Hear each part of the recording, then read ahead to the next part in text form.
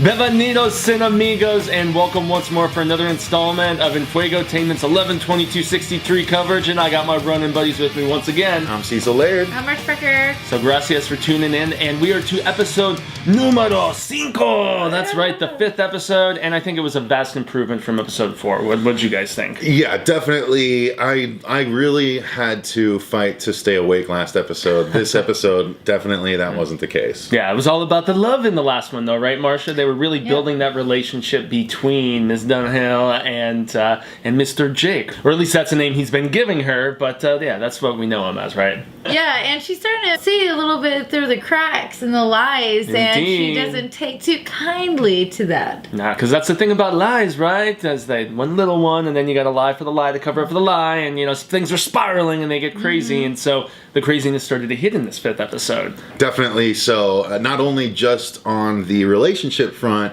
but on the sort of back end of the relationship front. Yeah, namely hers. And so in the previous episode, we saw that the, we thought ex-husband, he's not quite there yet. The papers have not been signed, and he's tracked her down, and that's basically one of the main cruxes of conflict within this is him. He doesn't disappear at the end of the episode like we kind of speculated. He sticks around, and he does, in fact, cause some problems without us spoiling too much for you guys. So yeah, and I remember last week you said something about not a lot of pushback from Ty. Oh, that's my bueno in this one, is that we saw it happening once again, and it came back with a vengeance. Yeah, but in subtle ways a little bit, though, just like, you know, creating one other conflict just to draw attention away. It was less direct about the way that it was doing. So that's a bueno for me. That's my first bueno, is the fact that I love that the scripting really brought back that essence that I thought brought more foreboding and just a little, I don't want to say scares, but like menace and just kind of, I guess, dread perhaps, where, you know, you were just a little bit more nervous for the character because of it. Right. You know, and that's in the book, right, Marcia? Because Marcia's actually read the book, and she's our resident expert, whereas Cecil and I, you know, we're along for the ride, but to give our intrigue and our insight. So. Yeah. I was interested, speaking about the pushback, I do like what they did with Bill's character, because there's a little bit about it. Yeah, in the story, he doesn't quite get to see Oswald shoot Walker, so I was really interested into seeing how they would split that up and how they would get it to where neither character would see it.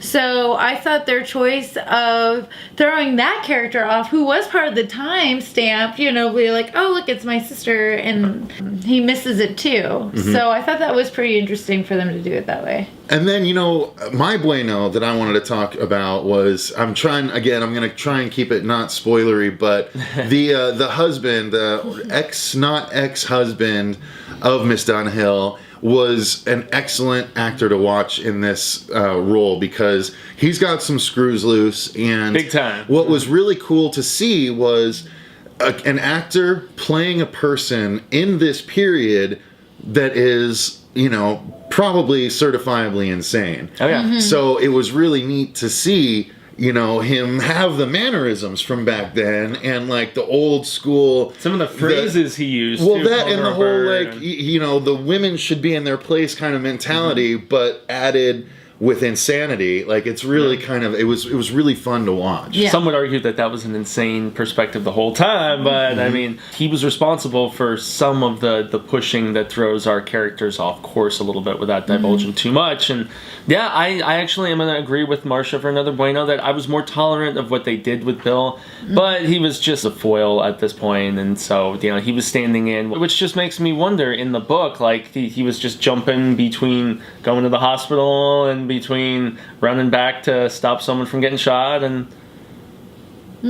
And she's staying mine because we're not supposed to know every bit of that. Read the book too. I mean, that's what I'm going to be doing after I get done, watching this series. And there's only 3 episodes left. That's definitely a, Malo for me. If we're going to go into the bad, we always do a little good, a little bad, a little ugly. And so there's going to be some bad. I would say I wish it could be stretched out over more episodes. But at least for this one specific, there were certain revelations that I thought were just taken for their worth and not really thought about too much, like just kind of taking them at their value. Franco goes around and starts telling people who he is a little bit, and I'm not going to say who, but characters were just kind of like, Okay, yeah, that totally makes sense, and I'm okay with it. It was kind of a bad twist for me because it just seemed like it was accepted too easily. So I know what you're referring to, and I actually liked that it was accepted that easily. Really? Because Okay. not everyone can have a freak out to it, and I thought it was character appropriate in this case. Perhaps, okay. Yeah. How about some bad for you, though? Was there anything that stuck out about this one? Because it was at least Bill an the Foil. improvement. Bill the Foil. Still Bill. Bill the Still Foil Bill. is the worst to Still me. Like Bill. he's literally.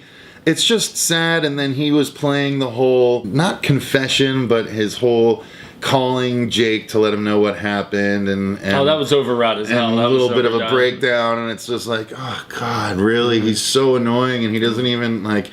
So Bill the Foil just upsets me. He just frustrates me. It's not going away, is it? No, it's not. And I know it's a little bit repetitive for me to say the same thing week in and week out, but until I find something worse in an episode than Bill the Foil is going to continue to be my motto. Yeah, there was some worse stuff, and maybe we'll do that in like a little spoilers Feo section at the end or something. But some bad for you, Marcia, stuff that maybe didn't line up with the book, or that they changed for the worse, or I don't know. I mean, they're trying to line up with the book as much as they can. I think the biggest thing that still kind of bothers me is the rushed relationships that they did with Deke and Dunhill and Mimi. Is because they rushed it so they could have this episode. You're supposed to really care about the relationship between Jake and Miss Dunhill, but you don't really see why yet. And that kind of... She even says at one point, we just Yeah. met, which I thought was kind of funny in the midst of everything. Yeah, I mean, he's been there for quite some time, and in the books they build a really strong relationship, especially this turn point where he saves her, Yeah. and she saves him, and which creates a bond that makes it more believable that she would believe what's coming out of his mouth, because he's not lying when he says it. She Yeah. can tell, as in the beginning of the episode. She could certainly tell when he was lying before. Yeah, so I'm going to just say this. You're going to like that she knows. But I'm just really sad they didn't build up on the characters. And I guess it's just because they don't have enough episodes. 8's not enough. You should have made a whole season. Or 6. Yeah, it's like considered a Yeah. maxi series as opposed to a mini series, I Yeah. guess, which is to give it some comic book descriptions. But I still think, I maintain that we're lucky to have gotten 8, considering most of Stephen King's adaptations are relegated to About 100 minutes. 100 minutes, or even 2 3-hour nights on network TV, which Yeah. equates to about 2 hours when Yeah. we take out commercials each night. So The only a standard. 4-hour. Yeah. This is still double what we've gotten in the past on average for Stephen King adaptations. So there's going to be other people in the industry that are going to see and agree the same thing. Like, this was really successful, except that certain character things weren't earned because we didn't spend enough time with Right. them. And so they'll know, okay, next time, make it let's even longer. make it As long longer. as Under the Make it Dome. longer, I mean, yeah. I'm just... Maybe not. I'm Oh, just Jesus, God, no. speaking of Under the Dome, and that's one thing that really irks me. So this would be a Feo and ugly? Yeah. Yeah, I mean, Yeah. not That's a segue. not really about the show itself, because I really enjoy the show, but that's what makes me so upset, is that Under the Dome, I'm sorry, is not good. It was not good. It just got canceled. It was really, really bad. It wasn't even close to the books. The characters, the plot line, everything. The only thing that was the same was that they were under a dome. And the character names were the same. That was it.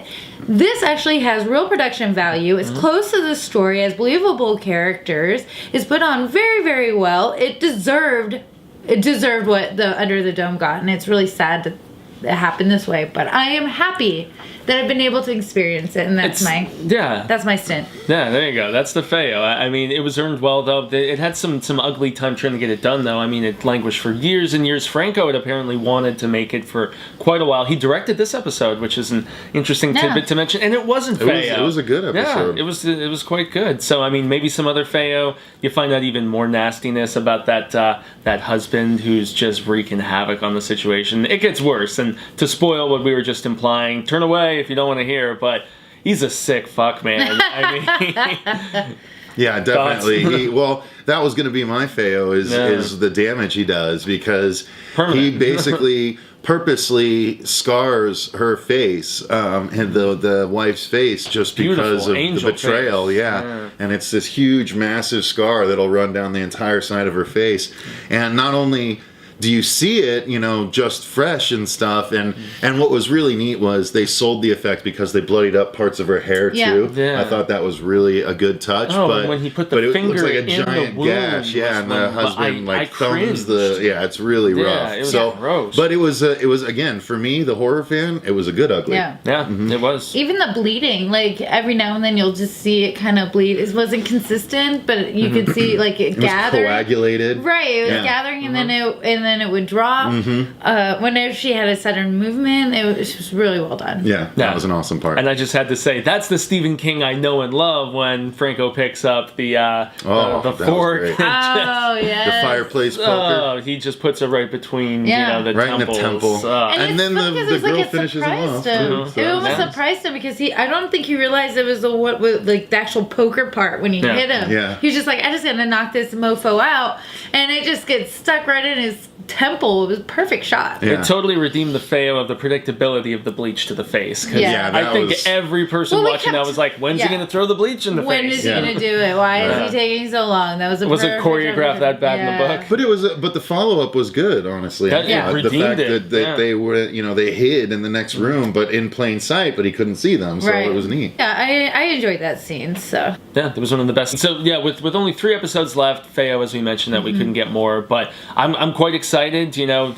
They had one big bit of confirmation information that went right through their grasp once again. They thought that they were going to be able to link this gun that Oswald maybe used trying to assassinate 2 different people. So they are no closer to the truth now after all this work than they have been the whole time. They just know that someone's going to try to kill Kennedy and they're going to try to stop it. So I can extend first and foremost a grande gracias to both of the amigos here from the horror show, MPH, Ms. Marsha Parker, or hashtag Rainbow Rules, as we could say, and then the founder of the feast, Mr. Cecil Laird here, who's actually going to tell you guys all about the show that the 3 of us do together as well. Absolutely. That is the horror show on YouTube at youtube.com/the horror show channel. It's a horror variety show. We do horror movie reviews, how-tos, comedy sketches, celebrity interviews, con coverage, all kinds of good stuff. So check us out if horror is one of the things that you enjoy as much as we do. Yeah, we're about to be hitting con season here very soon, which is exciting. Here in Arizona, we've got Mad Monster, we have Phoenix Comic-Con, Phoenix Film Festival. They have kind of a interesting presence as well. So there's lots of fun on the horizon and lots more fun, hopefully, and a little bit more scares, too, like we got in this episode and some of the upcoming ones of the final 3. So I got to extend a grande gracias from myself, Jaime En Fuego. I'm on Twitter, Instagram, Facebook, all those silly social media sectors. I'm usually there talking film or music or something. So until next time, I gotta say, hasta luego, sin amigos, but let's try to make it sooner rather than later. Adios till then. Bye! Yay! Nice.